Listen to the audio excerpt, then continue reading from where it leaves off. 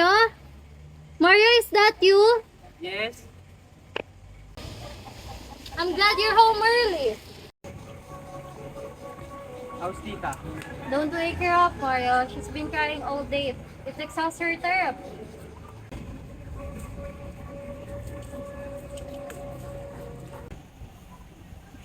Has she been eating well? She wouldn't even eat a mouthful of lugaw. I'll buy her some biscuit maybe she'll eat it. I'll take some of the money. Gloria, can't you wait a bit? Hey, what's the matter? Why are you suddenly so touchy? Who wouldn't be? I'm talking about the challenge you bother me by ransacking my pocket. I wish you'd think more of our daughter. My God!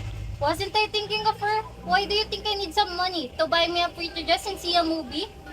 Tone down your voice. You'll wake the child up. All I want is a little money to buy her something to eat. She hasn't eaten anything all day. That's why I was bothering you. I'm sorry, Gloria. It's alright, Mario. Now, may I have some of the money? Money? I don't have any. Not right now. Today is payday, Mario. Yes, but But what? Where's your pay for the week? I don't have it. What? I waited for you for the whole day and you tell me? That I have nothing. Nothing. What do you want me to do? Steal? I'm not asking you to do a thing like that. All I wanted to know is what you did with your pay. Nothing is left of it. What happened? Oh, I had a few drinks with my friend. Before I knew it, I had spent every centavos of it. Mario, do you think you can make a fool out of me? Haven't I seen you drunk before?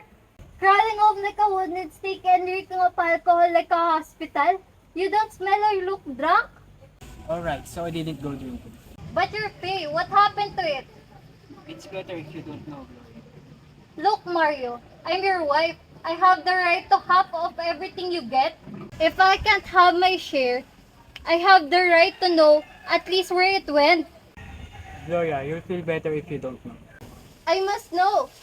Alright, I spend it all on other woman. Other woman? I don't believe it.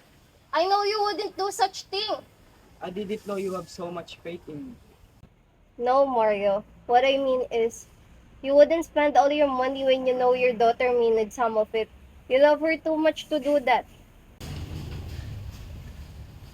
What's wrong, Mario? Nothing. I know something is wrong, Mario. I can feel it. Tell me what it is. Gloria, I listen. Oh no! It's true, Gloria. What about your pay for the whole week?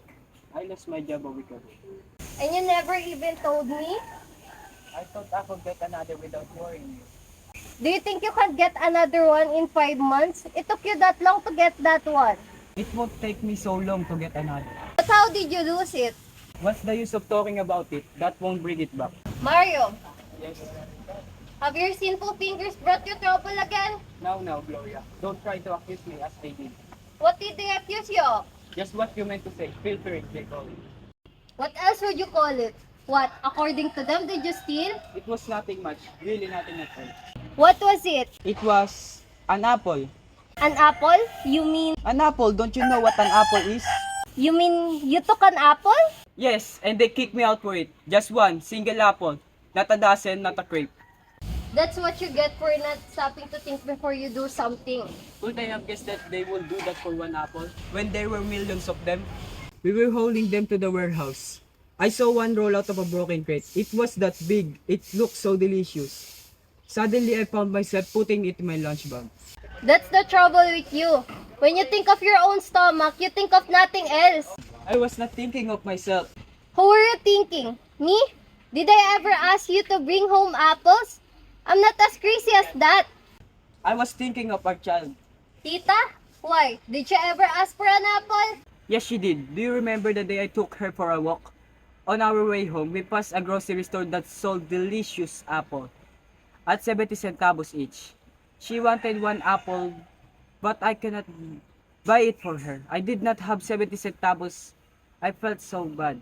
I brought her one of those green apples sold in the sidewalk. But she threw it away. She said they are not real apples, then she cried.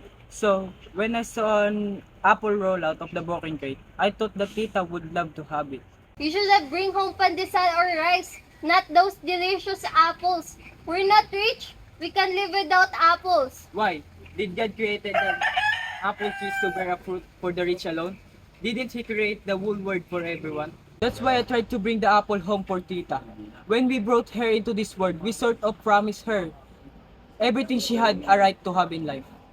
So for a measly apple, you lost your job you need so much? I wouldn't mind losing 1,000 job for an apple for my daughter. Where is this apple you praise so much? Is it her? No, it isn't there. They keep it as evidence. See? You lost your job trying to fetch an apple?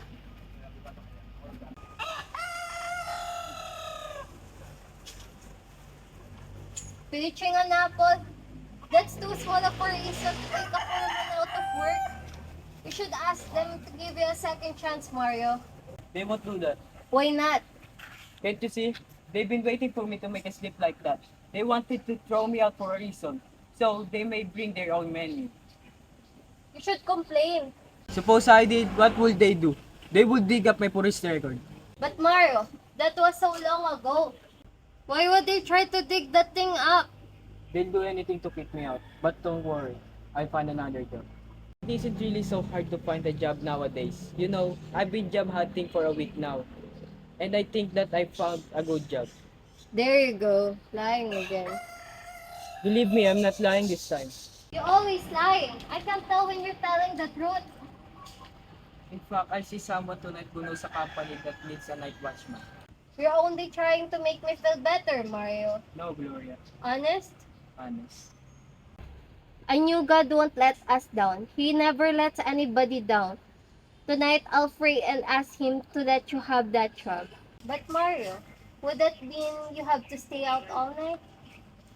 That will be alright. I can always be asleep during the day.